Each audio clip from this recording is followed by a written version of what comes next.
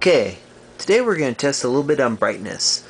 We have over here the PSP Mach 2, a Nintendo DS Lite. I love the newer versions, which have the better hinges, and a Game Boy Micro, and the Sony PSP and the Sony PSP Bright, the new one. Actually, first let's show off the. This is the first part of this. Today we're going to show off the Sony PSP Bright and the original Sony PSP. Both of these are plugged in, and they're plugged in so that we can go ahead and get them at their fullest brightness. This one's charged, that one's charging. This one's the PSP Bright. Interesting about it is that it seems to have a wider field of vision than the normal PSP 2000. Of course, you can tell there's a lot of differences. Let's look at the brightness levels. There's number 1, 2, 3, 4. Now, let's go ahead and play a sample video. Same video on both units. PSP Bright, 2000, 3000. I've got the PSP Bright on its highest possible setting, and I have the PSP 2000 on its highest possible setting. What we're watching here is a little promotional video for a bizarre little dog mascot that San X has called Afro-Ken. It's obscenely colorful, as you'll see in a moment. Yeah, it's in Japanese.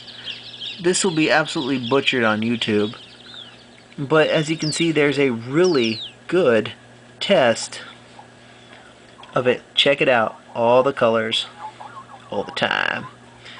Note the color depth between the two of them. It's really distinctive, actually. This is the first test. This is a video test. We're gonna go through most of these and yeah, that's just beautiful. You can actually, I'm not sure how well this will look after being compressed on YouTube, but it's a pretty visible difference. PSP 2000, 3000, 3000, 2000.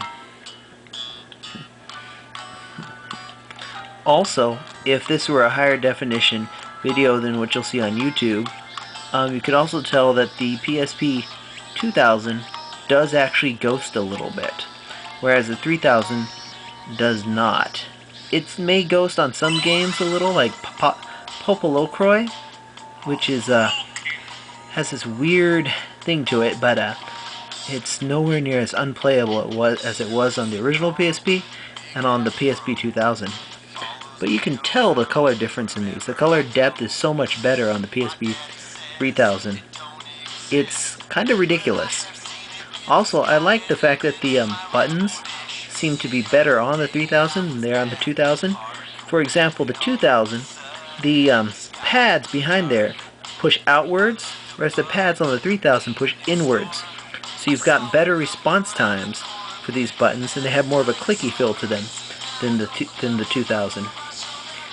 But yeah, this video demonstration is pretty cool. We're going to show photos and a bit of a video game in the next demonstration. But for right now, I think this pretty well illustrates the point between the 2000 and the 3000. Yeah, it's back again. Yeah, pretty awesome. Again, 2000, 3000. You can even actually kind of read what the 2000 has. The visibility range is far greater. It's my best friend. And the bottom one's a touchscreen. No, I'm kidding. It's not. They haven't done that yet.